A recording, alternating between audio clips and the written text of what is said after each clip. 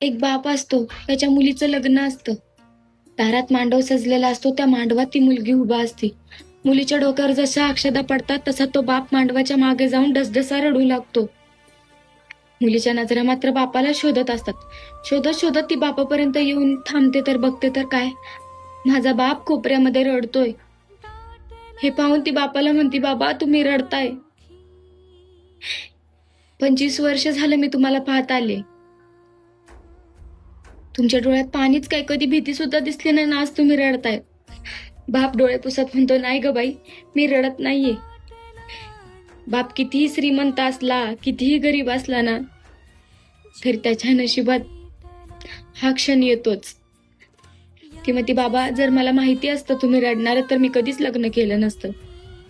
मुलीचं हे बोलणं ऐकून, बापाचं हे बोलणं ऐकून अख्खी वराड मंडळी रडू लागते.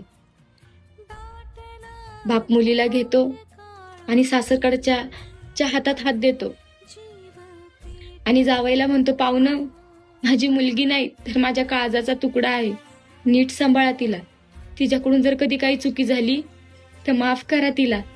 जावई बापू मुलीला माझ्या कधीच रडवू नका.